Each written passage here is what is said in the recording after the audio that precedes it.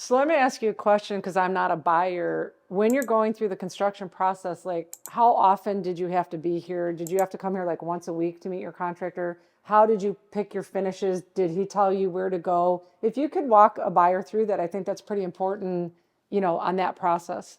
Well, as far as how often I was here, I had a good contractor. So he had his crew here every day at 8. They started at 8 a.m. and they left at 4:30 every single day. So I would just pop in to just see how things Right. were going. I didn't necessarily have Right. to.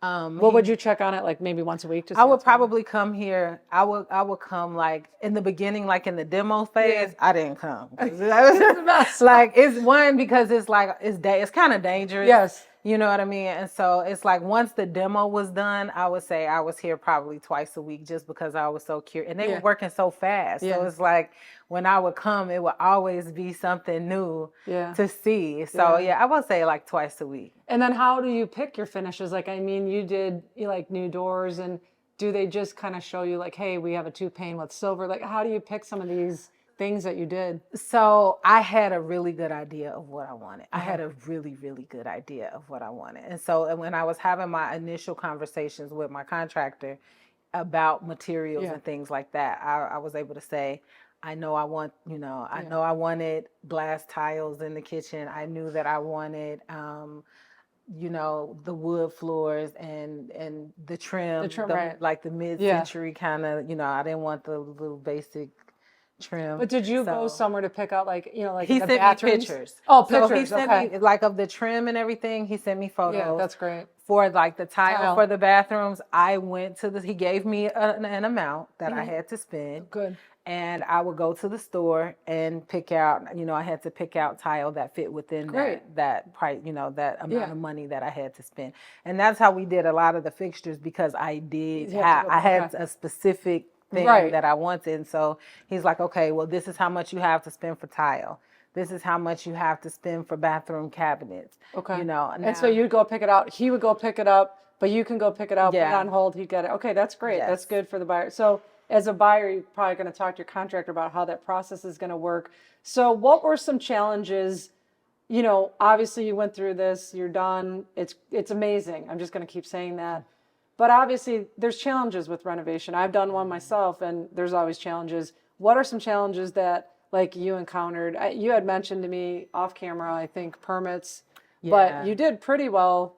I thought they took a long time. Okay. So, this is one thing I'll say, and this is one tidbit for any buyer that's looking to do a renovation project in a location where the seasons matter. Okay.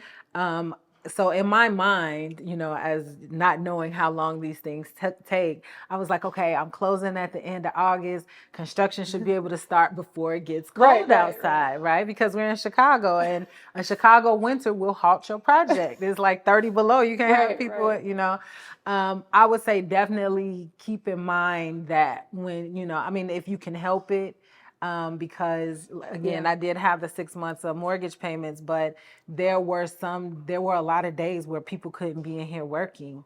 And so it prolonged the end date of my project. When did you get the permits? Got end of November? The permits came probably like the second week of November. And so why is she saying that? Obviously they did new windows and you have to frame out the upstairs, and you can't work on the upstairs until it's framed out and enclosed. So we do mention that with some of our clients, is because if you're going into a seasonal project, I have like a septic tank we're doing and they can't do it till spring. So, definitely that's great to know. And I appreciate you bringing that up. What other challenges? I mean, the permits. Yeah, the permits took a little bit longer. One thing I wished, when the architect gave me the plans, I had a set of electrical plans and I had a set of building plans. Okay. And one thing that I did not do is I did not scrutinize the electrical plans like I did the building plans. Right. And that I wish I had not done that, because I have some outlets that are in some weird places that they were done per the plan. If I had looked at the plans, if I had scrutinized the electrical plans, I could have made the same tweaks that I made on the building plans. And when she says plans. electrical plans, it also means like can lighting. So we're talking everything, like where each light is going to go in the center of a room, or you can do 8 to 10 can lights. there's so many options, and I There's love so that many. you're bringing it up. Yeah, it's so many, and it's like the placement of the outlets, the placement of the lights, how many Yeah. lights. So what, like just mentioning the electrical. So like in my kitchen, which I love, it's beautiful, but I want to say 6 outlets in that one U shape. But what that does to me is it kind of takes away from how nice the tile looks, because Yeah. there's this breakup of Well, an outlet. right. And of course, the more you have, the better. But it's like if I could have eliminated just Well, one. but they're putting them now. Now designers are starting to put them. I don't know if you've Up seen under that. the They're putting cabinet. up under the Yeah, I cabinet. saw that So afterwards. that- I'm like, and so did I. that 'cause- is genius. Yeah, so did I. All right. So overall, you had a 9-month project. If, I'm going to go back to buyers out there listening to you so we can wrap it up. What would you do different, or would you not do different? I mean, it sounds like you're pretty happy. We have some really amazing appreciation in your project, which most of the homes do have, which is awesome. We were able to roll in a bunch of mortgage payments for you, which was great. But overall, just like sum it up for me, would you ever do another renovation project? Absolutely. Okay. I would do it. I will have to recover. So let me say this. Any buyer that's looking to do this, you will have a recovery period. Right. Because you do spend. Like I would say for someone looking to do this, you have to be able to wrap your head around the amount of time it'll take, and also consider the amount of money it'll really take. Because again, you said my project was a 9-month process. I only got 6 months of my mortgage payments rolled into the rolled in. So after those 6 months were up, I'm paying for a house that wasn't finished and I couldn't live in. So I'm paying for 2 houses. Yeah. So you have to be able to account for situations like that. Yeah, and a major project, we always tell people 9 months, for completion. And that does bring up a question, because the clients, the rule of the program is you have to be done in 6 months. They want it done in 6 months, but they know that there can be delays. Right here, her delay was permits, okay? And a little bit of seasonal weather. So that's fine. You can extend month to month up to 12 months. We're only allowed to wrap in 6 months mortgage payments. But when you close, like at the end of the month, let's say we closed, I can't remember, was it end of August? The end of August. The first payment doesn't start September 1st. It was October 1st. So we got to give her 6 months payments, but she had 2 additional months that weren't covered. And then once she got into here, we were fine. Right. But definitely knowing to maybe have a little bit of reserves. Yeah. I think one of the things you and I talked about too prior to coming out today was, I have buyers who want to do this project that will literally only have like $200 left in the bank when they're done. Like I'll get their seller credit, their down payment of 3%. We'll do everything as skinny as possible, but they don't have much money left. That is not probably the best thing to do for yourself. It's make sure you have enough money, or you can get a gift, or if you have a 401k, you can use that. You want to have some money in the bank.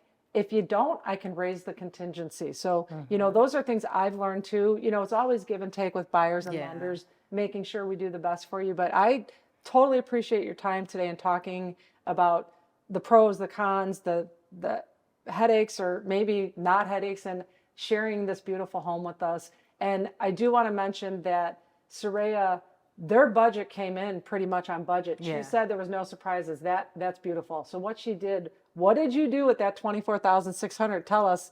Wait, so there were no surprises. Let me tell you, there were no surprises with the house. Right. However, my project was going on the tail end of COVID. Oh, that's right. Yeah. When the prices of materials were all over the place. So the surprises were the cost of material. So I did eat up a little bit of my contingency with overruns from the materials. Yeah, a little the bit wood more. at that point went up. But with the rest of it, I was able to get my basement semi-finished. So I was able to get it framed out. I was able to get it drywalled with some doors. Right. And rough plumbing. Rough plumbing.